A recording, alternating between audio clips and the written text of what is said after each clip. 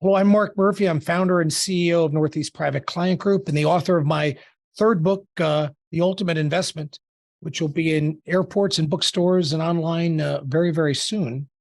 But I'm happy today to have a very good friend of mine, somebody who is a household name in real estate. She's a resident of Saddle River, New Jersey. She started as a licensed real estate agent in 1981 and founded Terrie O'Connor Realty, which is one of the most prolific independently held real estate firms in the country, much less in New Jersey. And Terrie, I want to welcome you to our podcast. Thank you, Mark. It's a pleasure to be here with you. So, I was called this a podcast, the hero of the hour, because I like to have people on there that are personal heroes to me and people that are heroes to other people. I was starting the question I was asked is, how do you define a hero and who are some of your heroes? That's a good question because I probably have lots of people throughout my life that I felt at different times were heroes. I'd have to go back and probably do what most people say. My dad was an extraordinary hero to me. He was such a professional and ethical naval officer and gentleman, and always someone you could go to. So I think a lot of the values and things that I learned from my parents, and particularly my dad, who was up here with me for a number of years after my mother passed away. So to me, he's great. But of course, I've met some really amazing people along the way. And, I'd have to say Jim Napolitano was a great mentor and hero to me. I had started my business in 1991, and Jim was my first landlord. He was a banker, and he also brought his real estate license, which he held to my company.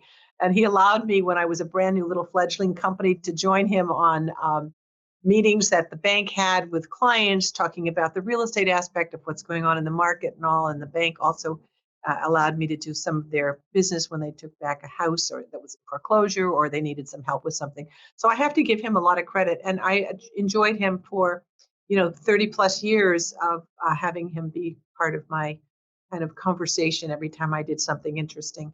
There are other people along the way as well, but he's one of the key people. You get a license in 81. It's now 10 years you're an agent. You've got 4 little kids. How do you decide to go, I don't want a seat at the table. I want to have my own blanking table. I want my own darn table. How did you do that? How did that come about? Well, I think I always wanted to be my own boss. I don't know if I realized it in the sense of formally early on, but I was always looking for a way to sort of be the person to make the decisions and the plans. So before I opened my company in 1991, I got very involved with builders and developers as I was an agent and began to see how they built their businesses. I actually got involved in doing some developments and some work in that area. But what I learned was I really was most successful in marketing real estate and had done very well. And that perhaps that was what allowed me to get involved in some of the other areas that I got, involved in as far as investments and projects. And so in 1991, I decided I would open my own company. My husband was not happy. He was discouraging me. And even my wonderful hero, my dad, said, "Why are you doing this? You don't need to do this." But in spite of the fact that I didn't get any support, and I mean none, I was discouraged. I said, I have to do this. It's just something I had to do. So I don't know if all entrepreneurs feel like that. But what was so important to me was it was a driving force. I lay in bed at night thinking, I've got to do this. I better do this. I know they don't want me to do it, but I've got to do it. And one day I just did it. And I didn't know if I'd have anybody come work for me. I remember my name passing across the New Jersey MLS ticker or whatever you want to call it, saying the new company, Terrie O'Connor Realtors. And I was the only realtor in the company. I thought, oh my God, what's going to happen now? But then I had a friend call who I was with Weichert, another company, and I interviewed her and she joined me, and slowly we began to build a company, one foot in front of the other, trying, I think, most importantly, to do what was right for the clients. And if you remember 1991, those of you who were in business at that time, we were just coming out of the 87 recession, and there were a lot of people who had held on to their homes, held on to their jobs, but didn't make it all the way through the recession. And so by the time 1990 came in 91, there were developers who were failing, who thought they could make it through. Banks stopped lending at that point in time. We had the Resolution Trust Organization, Corporation holding funds back from developers. We had lots of homeowners who were really in trouble because they were vice president of this, Fortune 500 company or another, and suddenly they were laid off because they were sort of middle tier of executives, and they were, with two kids in college or three kids in college or heading to college, and they suddenly are out of work and can't find a job and can't pay their mortgage. I mean, it was an amazing period of time, and that's when I started the business. And to me, what was most important were my clients. These people needed to get the best information, the most honest evaluation of what absolutely was essential for them to be able to put their lives on track. And so I started the company. We helped a lot of people where we could. We worked with so many people that were having difficulties, and it gave me a lot of satisfaction to be able to know that the people that I hired shared my values, and that what we were doing was the best thing we could do for our clients. And over a period of time, we've grown and we've done lots of things since then. But that was really the beginning of everything. And I wanted to get up every day and go to work, and I still do, with people who share my values, meaning they are honest, they are professional, they get back to people, they respond, they do the right thing for our clients, and they are also very collaborative together as colleagues within the company. So we don't have that kind of company where people are afraid to share. We share, we collaborate, we enjoy helping each other grow our businesses. So that's really who we are, I guess. The one thing knowing each other as well as we have for a long time, I always wonder, are you a real estate company or are you a people company? Because you have more Wow. people skills in your pinky than most people have in their whole body. I would have to say that the product is real estate, of course, every kind you can imagine, from property management and land and residential and condos, all that stuff. We'll handle any of it for our clients. But most importantly, it's handling the personalities and the people that we deal with. And one, being able to let them know that we really are trusted advisors and we would be the best agent they could hire. Two, following through and doing that job as well as we possibly can and bringing a successful solution to whatever problems or issues or desires that they had as far as real estate went. And that's really who we are and what we do. And, so I guess we're a people business and the product is real estate. That's how I would describe it. Well, of course. So in 1991, Terry O'Connor Realty had one agent. It now has Right. over 500 agents and Oh, growing. and growing, yes. And that's our plan to grow. Yes, we're going to You, continue to grow. but you've got those category killers. Like there's not too many local hardware stores. If a Home Depot opens in the neighborhood, there's Right. all these national and international real estate companies that have come into the marketplace over the last decade or two. How do you stay successful and keep growing? And Thanks. and and how do you beat them at their own game? I mean, I know they're worthy competitors, but it hasn't stopped your growth. Well, I think for a long time, we grew very organically, just by people wanting to join us and inviting the right people to join us. And that worked very successfully. In the last few years, we've done a couple of acquisitions. The most recent one, a company down in Hasbrook Heights, New Jersey, and we've added them to our roster of successful agents and offices. Um, the whole growth thing is, so I don't know if we're all under a myth or if it's absolutely the truth. I think you have two choices. You are either very tiny, like a little boutique, maybe a half a dozen people with a superstar, or you're a company that's going to compete in the marketplace with all these new business models that keep coming in year after year after year with different propositions for agents and the consumer and so forth, and marketing dollars that are incredible to be able to advertise on TV and everything. So our competition has been fierce. I used to believe that the competition were the large franchises, the Coldwell Bankers, the Weikerts, the Better Homes and Gardens, and so forth, who came into our market area and we just had to compete with them. Well, honestly, we always competed very well. We'd ride right along with them. It's kind of like Burger King and McDonald's. If McDonald's opened up, Burger King opened up. I felt like if Coldwell Banker was in the neighborhood, Terry O'Connor could go in the neighborhood. There was plenty of business for us, and we did that. I think as time has gone on and there's been more institutional money that has come into the marketplace, venture capital, all sorts of things, people going public. There's a lot of money to do marketing and to go in and grab a piece of our industry or piece of our business and sell it back to us. And I think that's the harder group of competitors that we compete with because they have insurmountable amount of money, whether it's like Compass coming from SoftBank and some of those circumstances, or just other companies raising money and coming in with a business model to buy homes and flip them that we would have essentially marketed for them. So between the iBuyers, the 100% companies. So I've kind of reached a point where I am never going to say, I've got it. I understand, because tomorrow there'll be a different business model that even I hadn't thought of. I think I told you I read a great book called Winning the Right Game, and it's written by a professor up at Dartmouth, or actually at TOCR, which is the business school for your MBA at Dartmouth. And it was very interesting. A lot of us are still in business.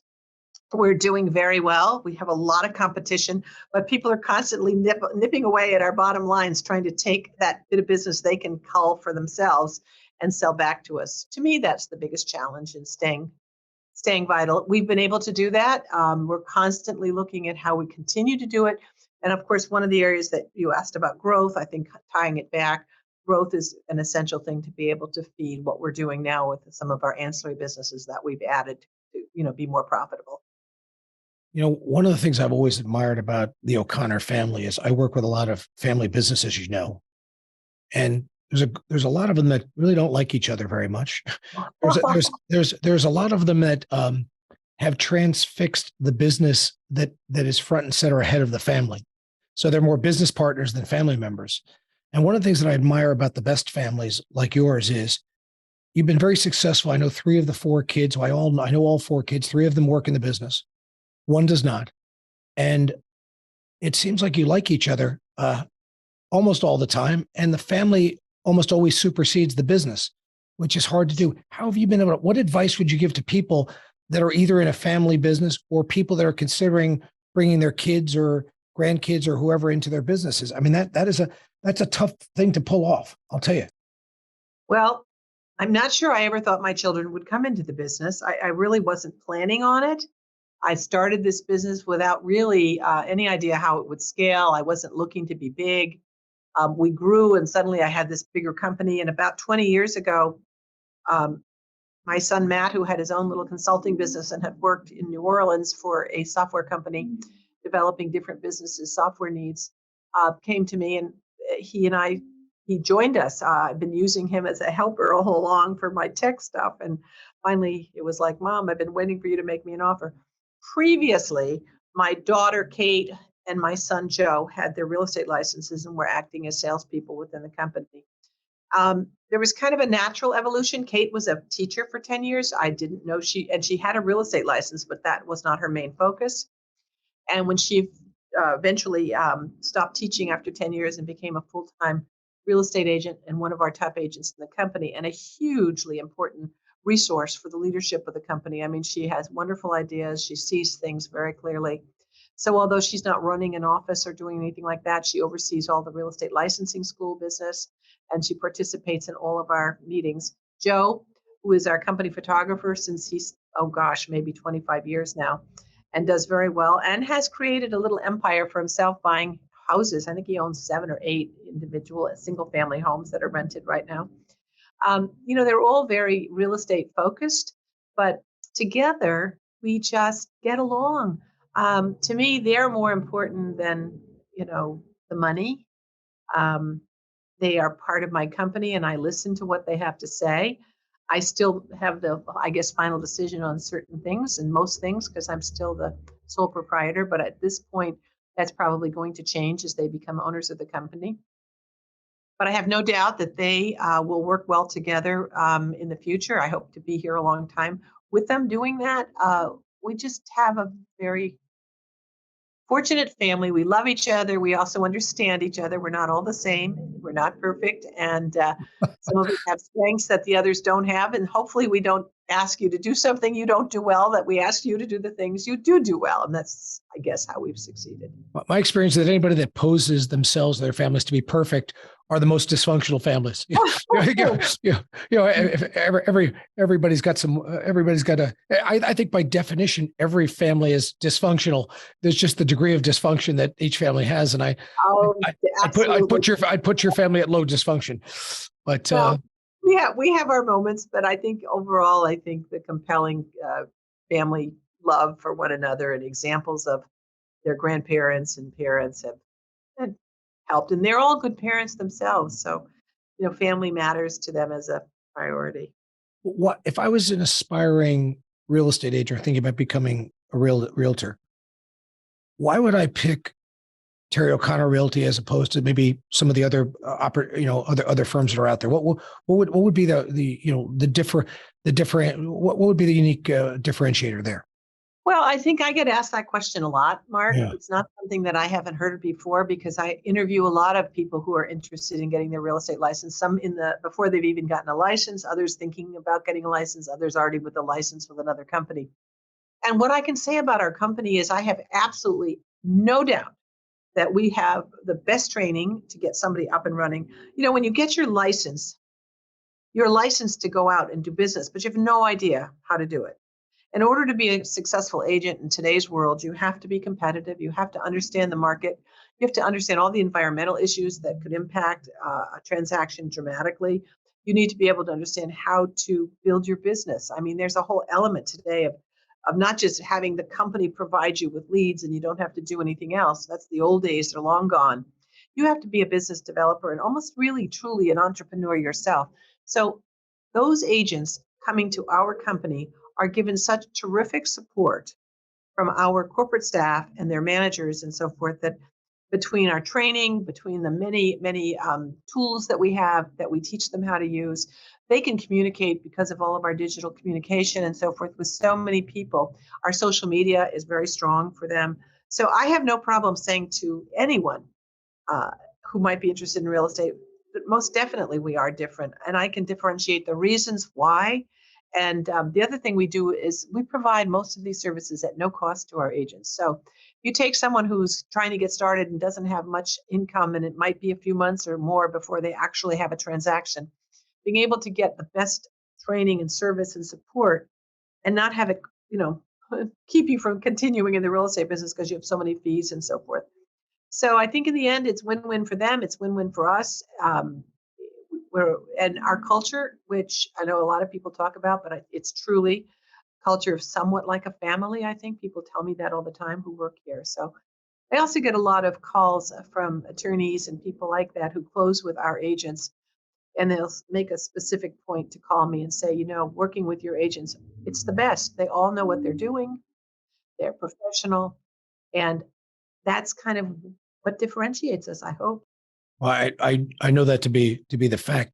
We go back. You mentioned getting licensed in 1981, and well, I am not old. That means that you're not old. If I'm not old, but the idea is that I'm always curious is if we go back 43 years and then we go to the present, were there barriers for women back then, and were there opportunities for women that have changed over time that are different for my daughters and your daughters and our grandchildren to be? Yeah. Well, the most significant thing I encountered, um, well, two things that I encountered, I guess, actually. In real estate, it was female friendly. So if you went in as a salesperson, that was not they weren't unreceptive. They were very excited about that. And a lot of people came in from having been teachers or kids grown, second job, whatever. So that part wasn't quite so challenging. I think where I ran into some of the problems over the years was as I tried to grow the business and eventually when I went to open my own business. I know when I had the I think privilege actually of being the first woman president and chairman of the board of the Northern New Jersey Builders Association. I mean, to me, that was so exciting. Here I am, the whole group are men. I mean, there was hardly a woman in the place. And, they put me on the ladder and had made me president. But it was a hysterical experience because, and I may have shared this with you before, so I had to be interviewed for the position. And I'd been on the ladder for a while, so they knew me. So when they interviewed me for the position of president, they wanted to know specifically what you asked me a few minutes ago. How did you do it with 4 children? I mean, if we make you the president, if we nominate you, are you going to be able to do the job? Are you going to be able to go home? And they said this, cook dinner for your husband and kids. I said, oh my God, if they Oh were my any God. other organization, they would have had an HR lawsuit. But of course, I knew them and loved them all. They were great guys. But the point is, I always seem to have a fan club of people to support me, whether it was someone like Jim Napolitano or Jim Beatty or so many people. Alan Dalton, whom I worked for 10 years at my first company, who was a marketing genius, and I still am friendly with him. He actually came down to Washington, D.C. this past fall from Boston to give me an award at a dinner I was invited to, and I had no idea I was going to be, that he came just for me. So, I mean, I've had a lot of good mentors. I know other women have had more kind of glass ceiling situations. I don't think I really did have a lot of that because of the industry I'm in. But I will tell you, the owners and the managers and senior leadership of most large real estate companies today, most of them are still men. But we do see more women in the leadership area. And, for me, I think I've actually done fairly well in that area. Yeah, One question all men ask me if I'm on an appointment with an agent or someone is like, "Oh, is your husband in the business?" They all want to know if there's a man behind me. So that doesn't go away. the only thing I stole reverse, my reverse genderism was in probably 1985 when I was cold calling for clients when I first started, and we didn't have any clients. So we cold call, and there was a woman who was very successful who sat in the next office next to me. So I would call up somebody a cold call, and I'd ask them if they wanted to meet. And of course, very few people want to meet with a cold call person. Right. And what this woman next to me would say, she would say, "Don't you even want to see what I look like?" So when someone say, "No, I don't want to meet with you," I would say to them, "Don't you even want to see what I look like?" What kind of response did you get? It's a different world, but I do. Oh, I will say one other thing. I know both of your daughters and I know both of your sons, and you've turned out 4 great kids. But I always, now as you know, I have 2 sons, and now I have a 3rd son and now 2 daughters, as with a blended family. And so now I'm for the first time looking at women raising women, and I'm fascinated because you turned out 2 really strong entrepreneurial women. I've worked a long time on turning out men because we only had two boys, but seeing the girls and turning out entrepreneurial women in this world, I give you a lot of credit, and I think that women are the future. And it's interesting. When I first started years ago working, even before I opened my own company, most of my women friends who were my contemporaries at the time, and mind you, I was 30-ish, 31 or 2, I forget. They did not approve of my going back to work. It was very obvious that I was one of the odd women who went to work with 4 little children, one still in diapers, and there was a lot of disapproval. So in talking about the glass ceiling and getting ahead and all that, I didn't have the support of my female friends, so to speak. As time went on and more women went back into the workforce, that became less obvious, and more people were championed what other women were doing, including me.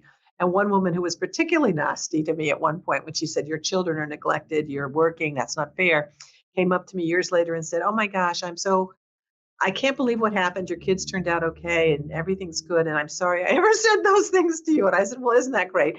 So I guess we all are in a form of evolution. My girls got to see a mother who was an entrepreneur, but I have to give a lot of credit to my daughter, Kate. She's my oldest. And we often say, "Well, when mom was out, who raised the kids?" And we'd say, "Katie did." So she was already someone who could run the family without me. So she was, I think, 8 when I started. Wow. Well, yeah, she had no choice as the old. One of the things I look back on is you start to look back. I've been doing this for 37 years, and I'm proud of all the success we've had and the money we've made and all that other stuff. And by the way, I used to not like to talk about money, but I think capitalism is under attack. So I think it's okay if you work your what off to go make money. So I'm not embarrassed about that. I'm proud of that. We've worked very hard to do it, as you have. But I think the thing I'm most proud of, and I'm also proud of the fact that we've impacted the lives of other people we've touched. But what I like when I start to think about my own team and I think about the success we have, I'm so proud of the fact that a lot of our people that worked with us have been able to buy the house they wanted and pay their mortgage. They're allowed to send their kids to the right summer camp or to the right college, or to have a little bit better life because of what we've created. That gives me a great joy, and I kind of look out and go, wow, because this little idea we had for me, it was 1985. A lot of good things have happened not only to our clients, but also to the people that worked with us. I'm so proud of that. I know you've made a lot of money. You can't go anywhere in a major town in Bergen County without seeing your name all over the place on buildings everywhere. I know that isn't what drives you. What makes you, when you look back on your career to date? Because I know we have many chapters left. What makes what makes you so proud? Makes me proud. Well, I look back on what the company has become, and I just am amazed that there are this many people who trust us with their careers. That probably makes me the most proud as far as the company. The fact that I have three of my children working for me, Mark, is or with me, I should say, extremely proud. I have some wonderful people in leadership positions in the company that are amazing. Sarah Drennan, Susan Brown. I could go up and down. My finance manager, Meg, and we have a wonderful team of young people doing our IT and social media. I'm very proud that I can provide an opportunity for them. Um, One day, this was a few years ago, and this may sound a bit trite, but I walked around my corporate office and I said to my son, Matt, I own all these chairs and tables and screens and computers, rugs, and I own them in 9 different locations. I said, how did that happen? It was sort of the physical awareness that, oh my God, what do you do with all this stuff if you try to wind it down? Which wasn't the reason I made the comment, but it was like, where did all this come from? But along with the stuff came these wonderful people. And we've had people who work for us on our payroll, our W-2 people. We've got about 40 or 45, I think now, who have been with me, many of them for years and years. And some, of course, are younger tech people, not so long. But the idea that people have stayed this long, and some of our agents have been here. Our first agent only retired a couple of years ago when she went to Florida. She was with me for 30 years. So I feel like, we created an environment, a culture, a family, both to work together as real family and then to be part of the extended family of the company, that I'm very proud of that. The other thing I am so joyous and so grateful for this journey that I've been on at our company. You've done a But I, great job. but I kind of think back. I go, if I knew it was going to be this hard, I never would have done it.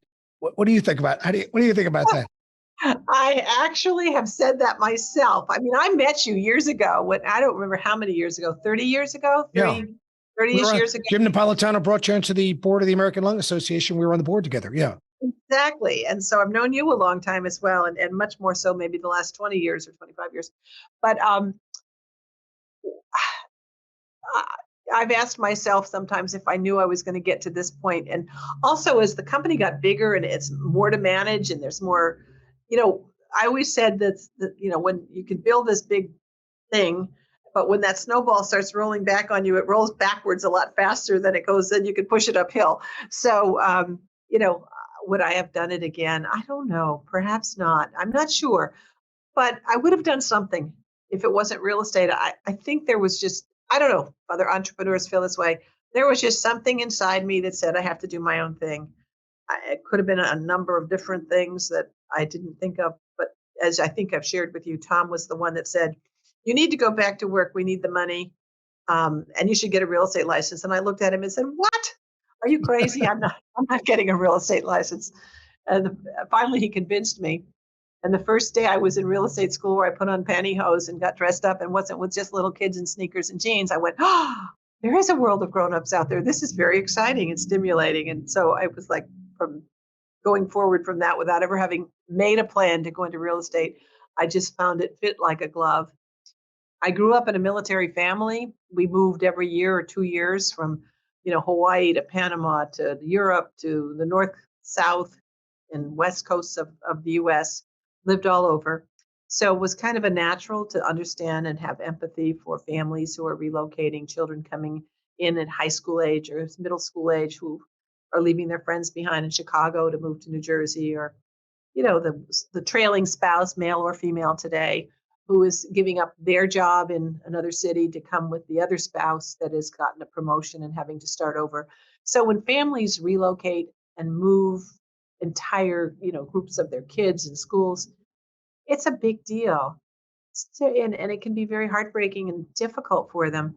Eventually they get settled, most of them. But the point is, we have to be on that journey with them when they're coming in and trying to show them that they can actually have a good life here in New Jersey. And it's expensive here. The housing is expensive, but our schools are great. And, you know, working on that with them it's very rewarding to see them kind of settle in and take that giant leap. And we saw over the last few years more and more corporate transferees choosing not to come to move because of that very issue.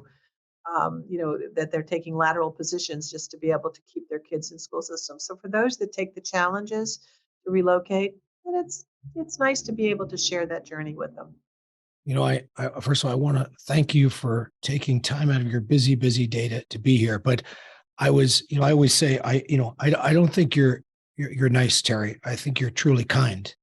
And I think that, I always think of myself, I haven't gone to school in the Midwest. I always think of myself as a New Yorker with Midwestern sensibilities. And I hope that you and I are two people that have proved that nice guys don't finish last; they finish first. And that's why I'm just so proud to have our friendship for so many years and be around the kind of person that you are and the kind of people your family is. And I just thank you for taking this time to share this hour with us today. It was my pleasure. I'm honored that you wanted to meet me on this format. I mean, gosh, thank you. I'm totally honored. It was a pleasure and a privilege, and I just think you're wonderful. And we've been good friends for a long time, and hope to be good friends for many, many, many more years. So, thank you for including me. Harry, thank you so much. All righty, Have take a care, great Mark. day. Bye bye. You. Bye bye.